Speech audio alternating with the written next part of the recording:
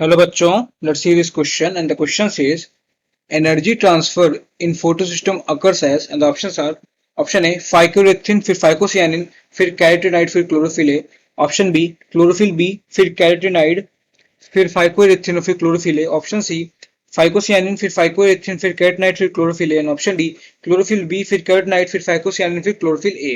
सो पहले हम लोग इसका की कंसेप्ट देखेंगे। इसका की कंसेप्ट है लाइट रिएक्शन। लाइट रिएक्शन, अबे लाइट रिएक्शन होती कहाँ है? सो लाइट रिएक्शन होती है ग्रैनम में। ये होती है इन ग्रैनम और इससे क्या बनता है?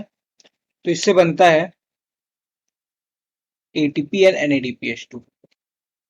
एटीपी एंड NADPH2 बनता है लाइट रिएक्शन से। ये तो बात हो गई लाइट रिएक्शन की, ये फोटोसिंथेसिस के लिए रिस्पॉन्सिबल होती है। अच्छा, हम लोग बात करते हैं फोटोसिंथेटिक पिगमेंट्स की। Will talk about photosynthetic pigments.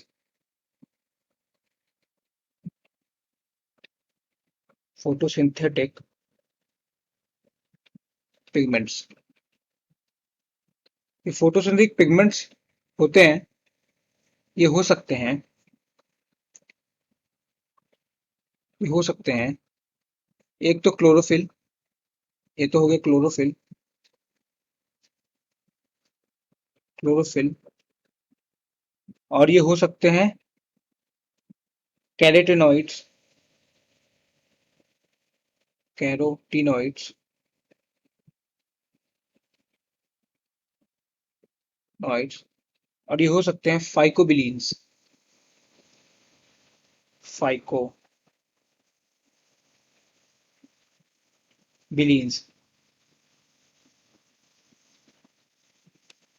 जो क्लोरोफिल है ये फर्दर डिवाइड हो सकता है क्लोरोफिल ए में और क्लोरोफिल बी में। और जो कैरोटीनॉइड है ये भी फर्दर डिवाइड हो सकता है कैरोटीन में। और ये कंप्राइज करता है कैरोटीन और जो है ज़ैंथोफिल। ज़ैंथोफिल।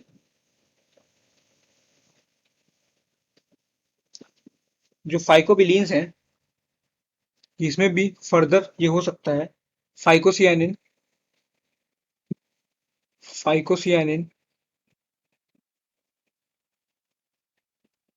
और हो सकता है फाइकोइरेथ्रिन। फाइकोइरेथ्रिन ERYTHNIN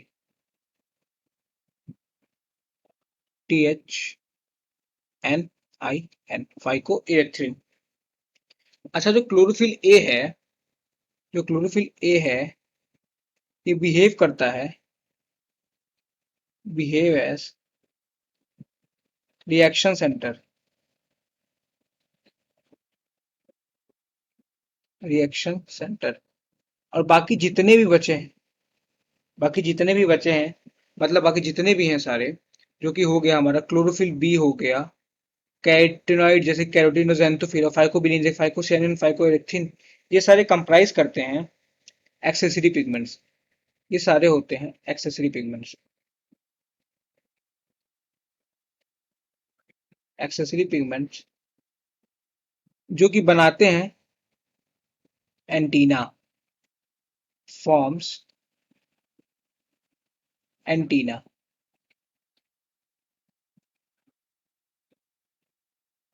एंटीना बनाते हैं।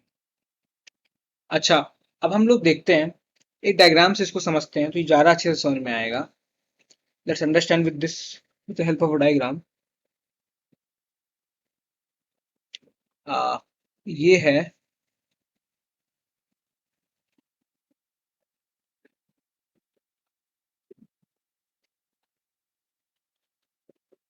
ये एक हाइपोथेटिकल डायग्राम है बस समझने के लिए।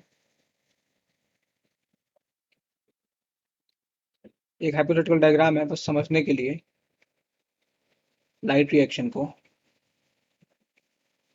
ये जो ग्रीन वाला है ये सारा क्लोरोफिल मॉलिक्यूल है। जितना भी ग्रीन वाला है, सॉरी क्लोरोफिल बोले, ये है कोर मॉलिक्यूल। ये है कोर मॉलिक्यूल।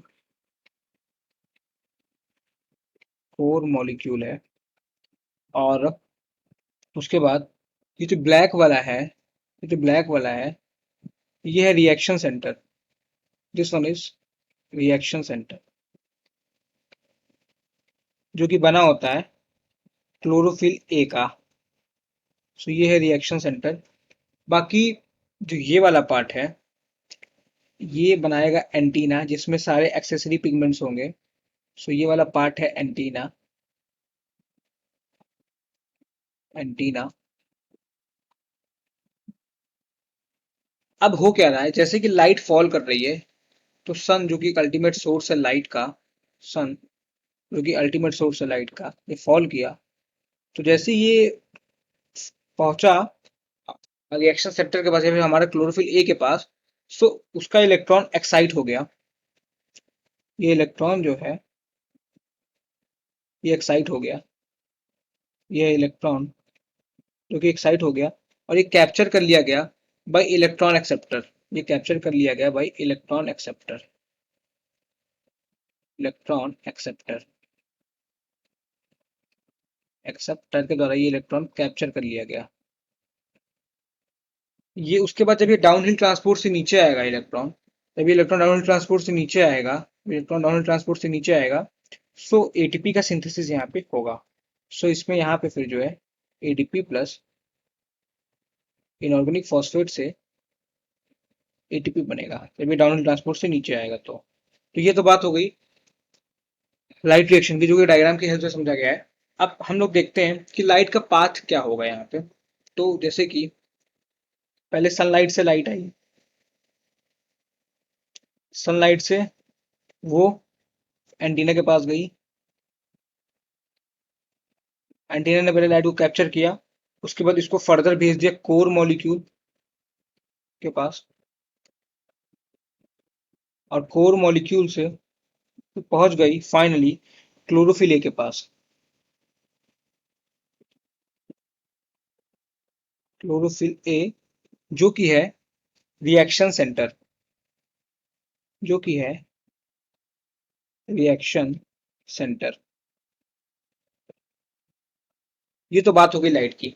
अच्छा, अब ये एंटीना में तो बहुत कुछ आता है, तो एंटीना में क्या सीक्वेंस होगा ये देखते हैं। What is will be the sequence in antenna. So इससे समझने के लिए ये देखते हैं कि पहले लाइट जो है एंटीना में, पहले लाइट जाएगी फाइकोसियानिन के पास। फाइकोसियानिन, फाइकोसियानिन से ये पहुंची फाइकोइरेथ्रिन के पास। सो दूसरे नंबर पे पहुंचेगी फाइकोइरेथ्रिन के पास, फाइकोइरेथ्रिन के पास ER THY, फाइकोइरेथ्रिन के पास, फाइकोइरेथ्रिन के पास।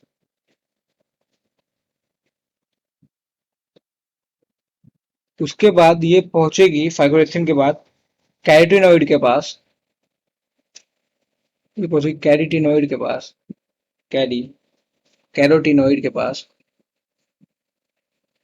कैरोटीनॉइड्स के पास। और उसके बाद ये पहुंचेगी क्लोरोफिल ए के पास। उसके बाद ये पहुंचेगी क्लोरोफिल ए के पास। सो ये सीक्वेंस हो गया। अब हम क्वेश्चन पे आते हैं। हमारे क्वेश्चन हमसे पूछ रहा है कि एनर्जी ट्रांसफर कैसे होगा। तो पहले फाइको इलेक्ट्रिन में, पहले फाइको साइनिन में जाएगा, फिर फाइकोएथिन में जाता है। तो इसमें पहले फाइकोएथिन दिया तो ये गलत हो गया। ऑप्शन बी में क्लोरोफिल भी दिया है तो गलत हो गया। ऑप्शन सी में बात करें, पहले फाइकोसियानिन है सही है, फिर फाइकोएथिन है बिल्कुल सही है, फिर कर्टनाइट है, फिर क्लोरोफिल है तो ये बिल्कुल सही है। ऑप्शन डी में पहले क्लोरोफिल भी दिया तो ये गलत है। सो हमारा करेक्ट आंसर हो जाएगा ऑप्शन सी, दैट इज पहले फाइकोसियानिन, फिर फाइकोएथिन, फिर कर्टनाइट, फिर क्लोरोफिल ए। तो option C would be the right answer. I hope you understood well. Thank you and all the very best.